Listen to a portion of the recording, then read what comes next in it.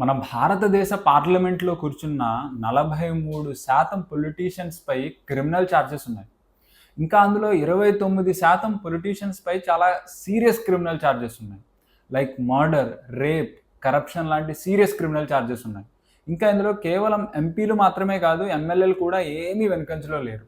2015వ సంవత్సరంలో ఢిల్లీలో జరిగిన ఎలక్షన్స్ని కనుక మనం గమనించినట్లయితే గెలిచిన 70 మంది ఎమ్మెల్యేల్లో దాదాపు 43 మంది ఎమ్మెల్యేలపై క్రిమినల్ ఛార్జెస్ ఉన్నాయి. క్రిమినల్ ఛార్జెస్ అంటే ఏదో క్రీమ్ బిస్కెట్ తినేవాళ్ళు అనుకుంటున్నారేమో. హంతకులు అంటే మన దేశ పార్లమెంటులో హంతకులు కూర్చొని ఉన్నారు. మీ ఇంట్లో పెళ్ళిడికి వచ్చిన ఆడపిల్లకి ఒక హంతకుడికి ఇచ్చి పెళ్లి చేస్తారా మీరు? లేకపోతే ఒక రేపిస్ట్కి ఇచ్చి మీరు పెళ్లి చేస్తారా? అలాంటిది మిమ్మల్ని రూల్ చేసేటువంటి అధికారికి అటువంటి అధికారాన్ని ఎలా కట్టజెప్తున్నారు మీరు? ఇంకా ఈ ఛార్జెస్ ఏవో క్యాజువల్గా ఎవరో ఆరోపించేసినవో లేకపోతే నిందలు వేసేసినవో కావు. ఇవి సుప్రీంకోర్టులో ఫ్రేమ్ అవ్వబడ్డ ఛార్జెస్. పోలీసులు సంఘటనా స్థలానికి వెళ్ళారు, అక్కడ నుంచి సాక్ష్యాల్ని కలెక్ట్ చేశారు, ఐ విట్నెసెస్తో కూడా కన్ఫర్మ్ చేయించేసుకున్నారు. ఆ తర్వాత ఎఫ్ఐఆర్ అయినటువంటి సీరియస్ ఛార్జెస్ ఇవి. ఈ సమస్యకు పరిష్కారం చాలా చిన్నది. ఒకటి, క్రిమినల్ రికార్డు ఉన్న వ్యక్తులకి పొలిటికల్ పార్టీస్ కంటెస్ట్ చేయడానికి టికెట్స్ ఇవ్వకూడదు, లేదా ప్రజలే ఓట్లేయకూడదు ఇటువంటి క్రిమినల్ రికార్డ్స్ ఉన్న వ్యక్తులకి. ఇంత చిన్న సమస్యను పరిష్కరించడానికి 1999 నుంచి ఫైట్ జరుగుతుంది, కానీ ఇప్పటికీ ఈ సమస్యకు పరిష్కారం రాలేదు.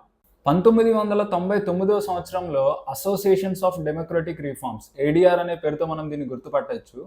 వీళ్ళు క్రిమినల్ రికార్డు ఉన్న వ్యక్తుల్ని ఎన్నికల్లో పోటీ చేయకుండా డిస్క్వాలిఫై చేయాలని ఢిల్లీ హైకోర్టులో పిల్లేశారు. ఢిల్లీ హైకోర్టు కూడా ఈ పిల్ని యాక్సెప్ట్ చేసేసింది. అప్పుడు రాజకీయ నాయకులందరూ కలిసి సుప్రీంకోర్టులో దీనికి అగైనిస్ట్గా పిలివేశారు. సుప్రీంకోర్టు కూడా ఈ పిల్ని ఏం చేసిందంటే రిజెక్ట్ చేసేసింది. అంతే, అక్కడితో దీనికి పరిష్కారం వచ్చేసింది. కానీ చరిత్రలో మొట్టమొదటిసారి మనం ఎప్పుడు చూడలేము అనేటువంటి సంఘటన ఆ రోజు జరిగింది. అంటే ఏడిఆర్ వేసిన ఈ పిల్లికి వ్యతిరేకంగా ఈ రాజకీయ పార్టీలన్నీ కలిసిపోయాయి. ఒకవేళ పెద్ద అన్ఎంప్లాయ్మెంట్ క్రైసిస్ వచ్చేసిన, దేశంలో పెద్ద కుల మత ఘర్షణలు అయిపోయినా ఏకం కాని వాళ్ళు, పెద్ద ఉమెన్ సేఫ్టీ అనేటువంటి క్రైసిస్ వచ్చినా ఏకం కాని వాళ్ళు, కరోనా అనేటువంటి పెద్ద క్రైసిస్ వచ్చినా ఏకం కాని వాళ్ళు, ఆ రోజు అంటే క్రిమినల్ రికార్డు ఉన్న వ్యక్తిని ఎన్నికల్లో పోటీ చేయకుండా డిస్క్వాలిఫై చెయ్యాలి అన్న ఏడిఆర్ నిర్ణయానికి వ్యతిరేకంగా, ఇంకా సుప్రీంకోర్టు, ఢిల్లీ హైకోర్టు నిర్ణయానికి వ్యతిరేకంగా ఈ రాజకీయ పార్టీలన్నీ, నాయకులన్నీ అందరూ కలిసిపోయారు. ఈ విషయం క్రిమినల్స్ ఎన్నికల్లో పోటీ చేయకూడదు అనే విషయం ఒక దగ్గర చిక్కుకుపోయింది. అదేంటి అంటే, అకార్డింగ్ టు ది ఇండియన్ లా, భారతదేశ చట్టం ప్రకారం ఒక వ్యక్తిపై ఎన్ని కేసులున్నా ఫైనల్ జడ్జిమెంట్ రానంత వరకు, అంతిమ తీర్పు వెలువడనంత వరకు అతను నిర్దోషే, అతను ఇన్నోసెంటే. ఇదే లాభాన్ని ప్రతి పొలిటికల్ పార్టీ పూర్తిగా పొందుతుంది, ఎలక్షన్స్లో ఫైట్ చేస్తుంది, గెలుస్తుంది, దేశాన్ని భ్రష్టు పట్టిస్తుంది. ఒకవేళ ఎవరైనా ఐఏఎస్, ఐపీఎస్ అవడానికి ప్రిపేర్ అవుతున్నట్లయితే, ఒకవేళ అతనిపై క్రిమినల్ ఛార్జెస్ ఉంటే అతనికి ఆఫర్ లెటర్ రాదు. ఆఖరికి అది గవర్నమెంట్ క్లర్క్ జాబ్ అయినా సరే అతనికి ఆఫర్ లెటర్ రావడం కష్టమే.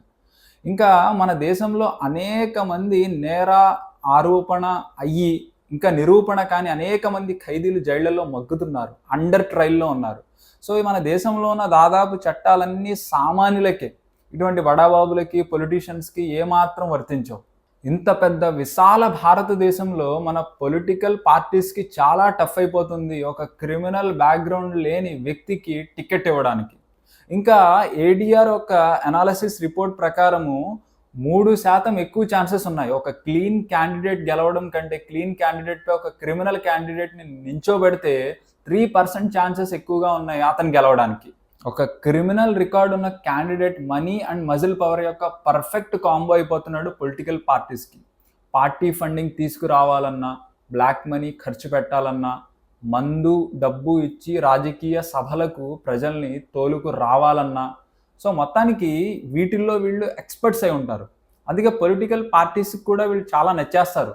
ఇంకా వాళ్ళకు కూడా ఇంకొక గత్యంతరం ఉండదు వీళ్ళకి టికెట్స్ ఇవ్వడం తప్ప. వాళ్ళకంటే గత్యంతరం లేక క్రిమినల్ రికార్డు ఉన్న వాళ్ళని ఎలక్షన్స్లో నిల్చోబెడుతున్నారు. కానీ మీకేం పోయే కాలం? నేను సాధారణ ప్రజలను ఉద్దేశించి మాట్లాడుతున్నాను. మీకేం పోయే కాలం అలాంటి వాళ్ళని గెలిపించుకోవడానికి, అలాంటి వాళ్ళకి ఓట్లు వేయడానికి? ఎంత వర్స్ట్గా సాధారణ ప్రజల లాజిక్ ఉంటుందంటే, మా మతం వాడు కాబట్టి ఓటేస్తానండి, మా కులం వాడు కాబట్టి ఓటేస్తానండి, రేపన్న రోజు ఏదైనా గొడవ జరిగితే పోలీస్ స్టేషన్లో కేసు ఏదన్నా ఫైల్ అయితే నన్ను సేవ్ చేయడానికి మా నాయకుడు వస్తాడు కాబట్టి ఓటేస్తానండి. ఇదంతా వర్స్ట్ లాజిక్ ఇది. నేను మీతో మాట్లాడుతున్నాను, ఈ వీడియో చూస్తున్న కామన్ పీపుల్తో మాట్లాడుతున్నాను. అసలు సిగ్గుందా మీకు?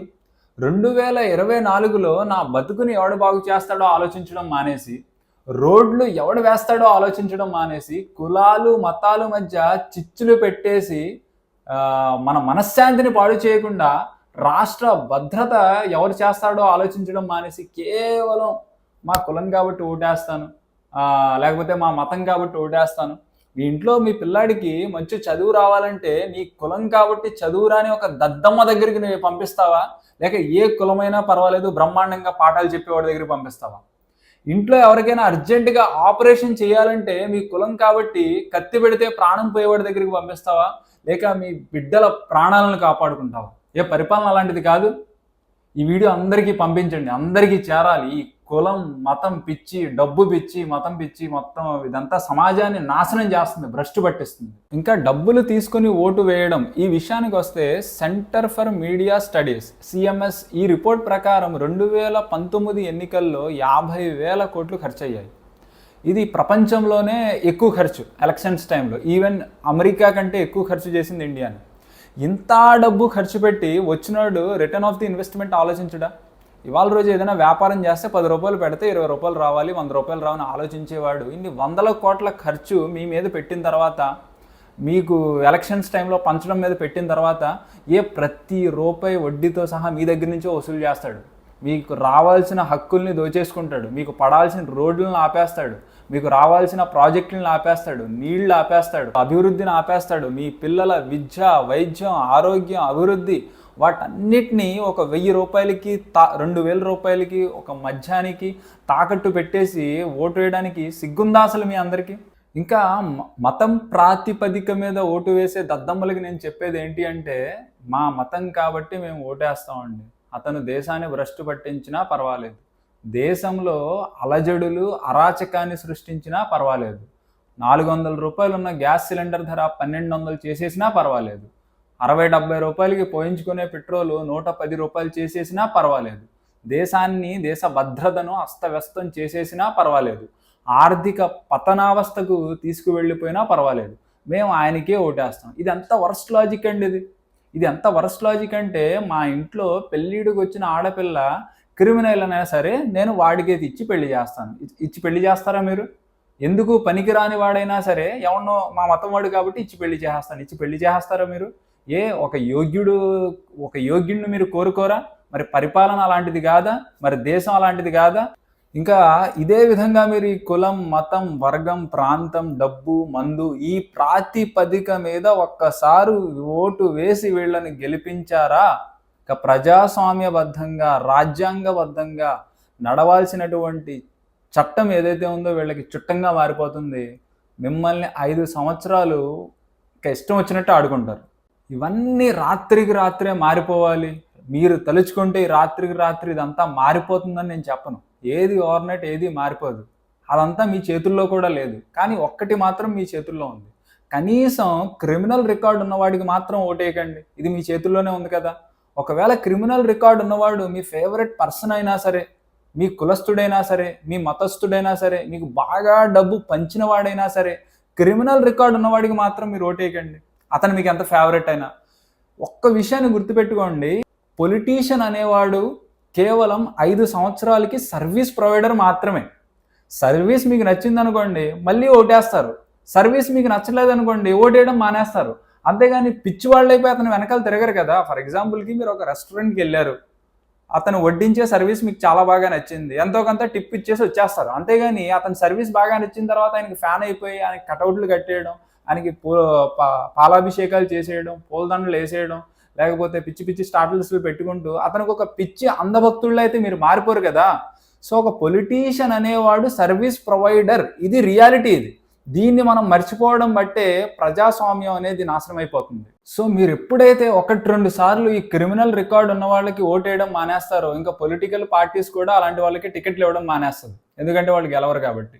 సో మీరు ఫోన్ కొనేటప్పుడు చేసే రీసెర్చ్లో, ఏ ఫోన్ కొనాలి అని చేసే రీసెర్చ్లో ఒక 10% అయినా సరే ఓటేసే ముందు ఆ క్యాండిడేట్ ఏదైనా క్రిమినల్ రికార్డ్ ఉందా లేదా అని రీసెర్చ్ చేసి అప్పుడు ఓటేయండి. ఖచ్చితంగా క్రిమినల్ రికార్డ్ ఉన్న వ్యక్తికైతే మీరు ఓటేయకండి, పార్లమెంట్‌లో కూర్చోబెట్టకండి. చివరిగా ఒక్క ప్రశ్నతో ఈ కాన్వర్జేషన్‌ని నేను ముగించాలనుకుంటున్నాను. సమాధానాన్ని అందరూ కామెంట్ బాక్స్‌లో రాయండి. చివరిగా నా ప్రశ్న ఏంటి అంటే, ఒకవేళ రాజకీయం సమాజ సేవ అయితే వాళ్ళకి జీతాలెందుకు? ఒకవేళ రాజకీయం ఉద్యోగం అయితే వాళ్ళకి ఎగ్జామ్ అండ్ క్వాలిఫికేషన్ ఎందుకు లేదు?